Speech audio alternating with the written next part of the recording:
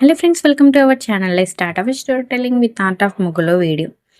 ఈరోజు రాధా మరియు విక్కీల ప్రేమ కథలో ఏం జరుగుతుందో ఈ వీడియోలో తెలుసుకుందాం. ఇక దమయంతి మరియు వాళ్ళ అన్నయ్య ఇద్దరు కలిసి ఇక లింగంను తీసుకొచ్చి ఇక లింగంను ప్రశ్నిస్తూ ఉంటారు.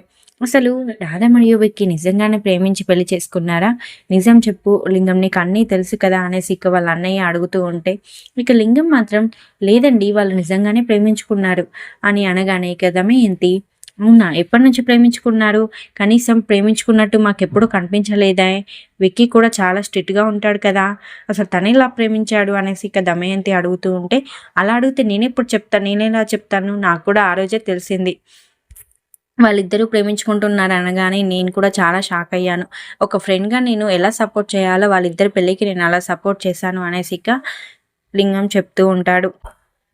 ఎవరు ఎలా ప్రేమించుకున్నా కొన్ని రోజుల తర్వాతనే కదా, కనీసం చాటింగులు కలవడాలు ఇలాంటివి ఏమీ జరగకుండా పెళ్లి రాక ఎవరైనా కూడా రారు కదా.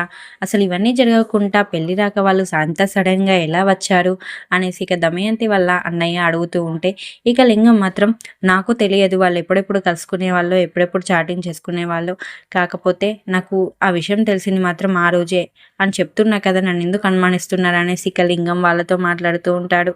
అసలు ఈ పెళ్ళికి ఏదో ఒక కారణం ఉంటుందని నాకు ఖచ్చితంగా అనిపిస్తుంది. ఆ కారణం ఏంటో నీకు కూడా తెలుసు, కానీ నువ్వు మాకు చెప్పట్లేదు అనేసి ఇక దమయంతి అడగడంతో ఇక లింగం మాత్రం నాకు తెలియదండి, వాళ్ళు ప్రేమించే పెళ్లి చేసుకున్నారు, నిజం చెప్తున్నాను, నాకు తెలిసిన వారికి అదే నిజం అనేసి ఇక లింగం ఎంత వాదించినా కూడా ఇక దమయంతి మాత్రం అస్సలు నమ్మదు. నువ్వు నాకు అబద్ధం చెప్తున్నావు, మాకు నిజం కావాలి, కరెక్ట్గా చెప్పు అనేసి ఇక మళ్ళీ అడుగుతూ ఉంటుంది.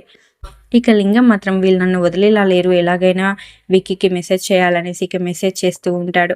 ఇక అంతలో ఇక విక్రమ్ మాత్రం వీడెందుకు మెసేజ్ చేశాడు, వీడు ఏదో ఎమర్జెన్సీగా ఉంటే మాత్రమే మెసేజ్ చేస్తాడు, ఒకసారి నేనే చెప్పినట్టున్నా ఏదైనా ఫోన్ కాల్ చేయని సిచ్యువేషన్ ఉంటే మెసేజ్ పెట్టు అని, అయినా కాల్ చేస్తే అయిపోవు కదా, అయినా లే ప్రాబ్లంలో ఉన్నాడులే, ఏదో ఒక ప్రాబ్లంలో ఉండి ఉంటాడనేసి ఇక ఆలోచించి ఇక విక్రమ్ ఇక లింగంకి కాల్ చేస్తాడు.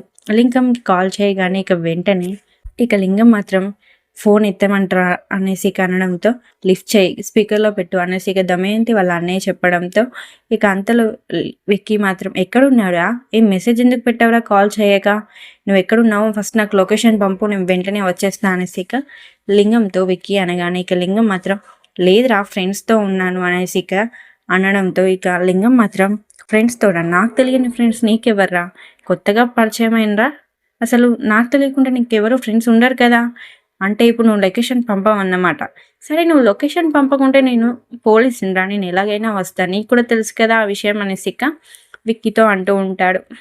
ఇక అంతలో లింగం మాత్రం ఇక కాల్ కట్ చేసి అవసరం లేదురా నేనే వస్తున్నా అనేసి ఇక బయలుదేరుతూ ఉంటాడు. ఇక అంతలో దమయంతి వాళ్ళ అన్నయ్యతో లింగం నిజమే చెప్తున్నాడంటారా అన్నయ్య అనేసి అనడంతో లేదమ్మా, వాళ్ళిద్దరి ప్రేమ పెళ్ళి అయితే మాత్రం అసలు ఖచ్చితంగా కాదు, 100కి 100 పాళ్ళు ఇదే నిజం, వాళ్ళైతే ప్రేమించి పెళ్లి చేసుకోలేదు, కానీ ఈ పెళ్ళికి ఏదో ఒక కారణం ఉంది, ఖచ్చితంగా తెలుసుకోవాలనేసి ఇక దమయంతితో మాట్లాడుతూ ఉంటాడు. ఇక సీన్ కట్ చేస్తే లవంగా మాత్రం ఇక పని మనిషితో ఇక మాట్లాడుతూ ఉండగా అంతలో ఇక విక్కీ వల్ల అమ్మమ్మ పిలవగానే ఇక వెంటనే ఆ లవంగం అక్కడి నుంచి పారిపోతాడు. ఇక పని మనిషి ఇక రామచంద్రంకి ట్యాబ్లెట్లు ఇవ్వడానికి రూమ్కి వెళ్తుంది. ఇక రామచంద్రం మాత్రం ట్యాబ్లెట్లు నేను ఇప్పుడు వేసుకొని నువ్వు వెళ్ళనేసి ఇక అనడంతో ఇక అంతలో ఇక రామచంద్రం వాళ్ళ అమ్మ మాత్రం వీడెప్పుడు బయటపడతాడో ఈ బాధ నుండి, కూతురు ఉంటే ఎంత బాగుండేది, ఇప్పుడు అది చిట్టి ఇల్లంతా తిరిగేది అనేసి ఇక ఆమె కూడా బాధపడి అక్కడి నుంచి వెళ్ళిపోతుంది, సోఫాలో కూర్చునేది. ఇక అక్కడికి రాధ రావడంతో ఇక రాధ పని మనిషితో మాట్లాడుతుంది. ఏమైంది, మళ్ళీ టాబ్లెట్స్ పట్టుకొని రివర్స్ వస్తున్నావు అనేసి అనడంతో రామచంద్రం అయ్య గారు వాళ్ళ కూతురి బాధలో టాబ్లెట్లు కూడా వేసుకోవటం లేదా అనేసి ఇక అనడంతో ఇక టాబ్లెట్స్ పట్టుకొని ఇక రాధ రామచంద్రం రూమ్కి వెళ్తుంది. ఇక రామచంద్రయ్య మాత్రం ఇక వాళ్ళ కూతురి జ్ఞాపకాలను అన్నింటినీ కూడా తలుచుకుంటూ ఇక బాధపడుతూ ఉంటాడు. అంతలో ఇక అక్కడికి రాధ వెళ్తుంది. Thanks for watching. ఇలాంటి మన ఎన్నో అప్డేట్స్ కోసం మా ఛానల్ని ఇప్పుడే సబ్స్క్రైబ్ చేసుకోండి. అలాగే పక్కనే ఉన్న బెల్ ఐకాన్ని కూడా యాక్టివేట్ చేసుకోండి.